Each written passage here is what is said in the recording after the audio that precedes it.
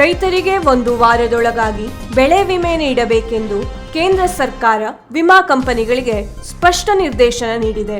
ಜಿಲ್ಲೆಯಲ್ಲಿರುವ ಉದ್ಯೋಗಾಕಾಂಕ್ಷಿ ಯುವಕರು ಜನೌಷಧ ಕೇಂದ್ರಗಳನ್ನು ತೆರೆಯಲು ಮುಂದಾಗಬೇಕು. ಆ ಕುರಿತಾದ ಸಂಪೂರ್ಣ ಅಧ್ಯಯನ ಹೊಂದಿದ ಯುವಕರಿಗೆ ಮಳಿಗೆ ತೆರೆಯಲು ಬೇಕಾದ ಸಂಪೂರ್ಣ ಸಹಕಾರವನ್ನು ನಾನು ನೀಡುತ್ತೇನೆ ಎಂದು ಈ ಮೂಲಕ ಭರವಸೆ ನೀಡುತ್ತೇನೆ.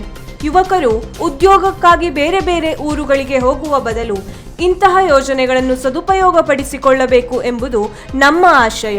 ಯುವಕರು ಈ ಯೋಜನೆಯನ್ನು ಹೆಚ್ಚೆಚ್ಚು ಉಪಯೋಗ ಪಡೆದುಕೊಳ್ಳಲಿ ಎಂದು ಸಂಸದ ವಿಶ್ವೇಶ್ವರ ಹೆಗಡೆ ಕಾಗೇರಿ ಹೇಳಿದರು.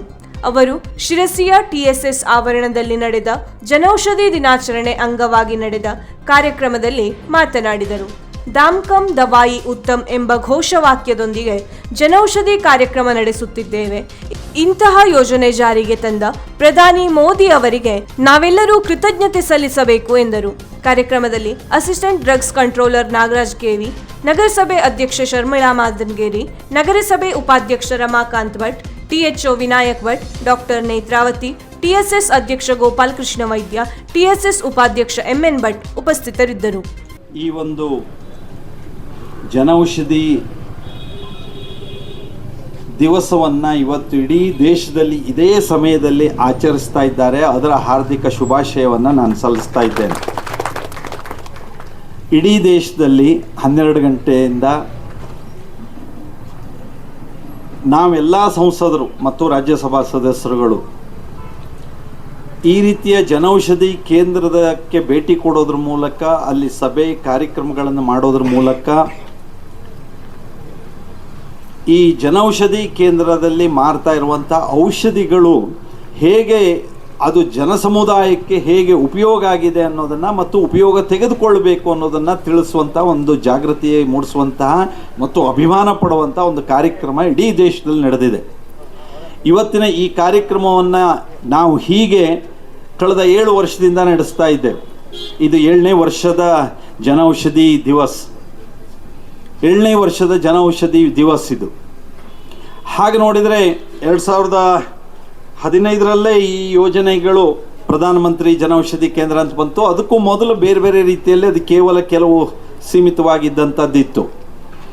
ಆದರೆ ಇದನ್ನು ಜನರ ತನಕ ತಲುಪಿಸಬೇಕು, ಜನಕ್ಕೆ ಇದರ ಲಾಭ ಆಗಬೇಕು ಅಂತ ಪ್ರಧಾನಮಂತ್ರಿ ನರೇಂದ್ರ ಮೋದಿಜಿಯವರು 2014ರಲ್ಲಿ ಪ್ರಧಾನಿ ಆದ ನಂತರ 2015ರಲ್ಲಿ ಪ್ರಧಾನಮಂತ್ರಿ ಜನೌಷಧಿ ಕೇಂದ್ರಗಳನ್ನು ಅಂತ ಪ್ರಾರಂಭಿಸಿ ಇವತ್ತು ಬೃಹದಾಕಾರವಾಗಿ ಬೆಳೆದಿರುವಂತಹ ಒಂದು ವ್ಯವಸ್ಥೆಯಾಗಿ ಮಾರ್ಪಟ್ಟಿದೆ.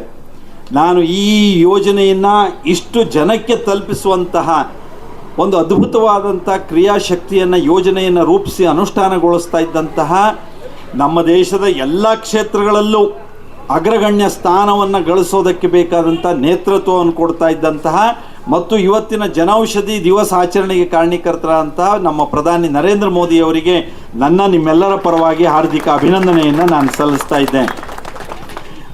ಇವತ್ತು ಅಷ್ಟೇ ಮುಖ್ಯವಾಗಿ ನಮ್ಮ ಆರೋಗ್ಯ ಸಚಿವರಾದಂತಹ ಶ್ರೀಯುತ ಜಗತ್ ಪ್ರಕಾಶ್ ನಡ್ಡಾಜಿಯವರು, ಅವರು ಕೇಂದ್ರದ ಆರೋಗ್ಯ ಸಚಿವರಾಗಿ ನಮ್ಮೆಲ್ಲರ ಜೊತೆಗೆ ಮಾತನಾಡಿ ನೀವೆಲ್ಲರೂ ಈ ಯೋಜನೆಯ ಲಾಭ ಹೇಗಾಗಿದೆ ಮತ್ತು ಹೇಗೆ ತೆಗೆದುಕೊಳ್ಬೇಕು ಅನ್ನೋದಕ್ಕೆ ನೀವು ಜನೌಷಧಿ ಕೇಂದ್ರದಲ್ಲಿ ಈ ರೀತಿಯ ಕಾರ್ಯಕ್ರಮ ಮಾಡಬೇಕು ಅಂತ ಹೇಳಿ ವೈಯಕ್ತಿಕವಾಗಿ ಎಲ್ಲ ಮಾತನಾಡಿ ತಿಳಿಸಿ ಇವತ್ತು ಇಡೀ ದೇಶದಲ್ಲಿ ಈ ಒಂದು ಜನೌಷಧಿ ದಿವಸದ ಒಂದು ಸಂಭ್ರಮಾಚರಣೆ ನಡೀತಾ ಇದೆ.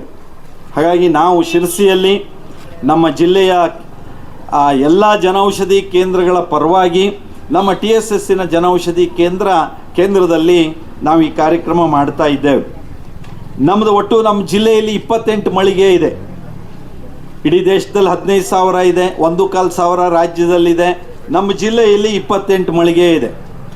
ನಾನು ಹೆಮ್ಮೆ ಮತ್ತು ಭಾಳ ಸಂತೋಷ ಅಭಿಮಾನದಿಂದ ಹೇಳ್ತೇನೆ, ನಮ್ಮ ಜಿಲ್ಲೆಯಲ್ಲಿರುವಂತಹ ಈ ಜನೌಷಧಿ ಕೇಂದ್ರದಲ್ಲಿ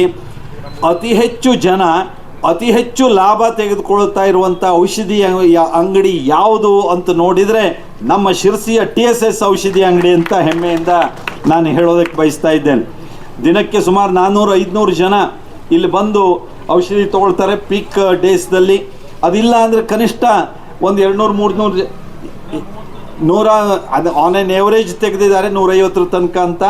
ಆದರೆ ಅಷ್ಟು ಜನ ಔಷಧಿ ತೊಗೊಳ್ತಿದ್ದಾರೆ. ದಿನಕ್ಕೆ ಸರಿಸುಮಾರು 1 ಲಕ್ಷದಷ್ಟು ವ್ಯಾಪಾರ ಆಗ್ತಾ ಇದೆ. 1 ಲಕ್ಷಕ್ಕಿಂತ ಹೆಚ್ಚು ವ್ಯಾಪಾರ ಆಗ್ತಾ ಇದೆ. ಇದು ಒಂದೇ ಅಂಗಡಿದು ನಾನು ಹೇಳ್ತಿರೋದು. ನೀವು ಇಲ್ಲಿ 1 ಲಕ್ಷ ಆಯಿತು ಅಂದರೆ ಹೊರಗೆ 5 ಲಕ್ಷದ ಮೇಲೆ ಆಗ್ತಿತ್ತು ಅದು. ವೀಕ್ಷಕ ಮಹಾಪ್ರಭುಗಳೇ, ನಮ್ಮ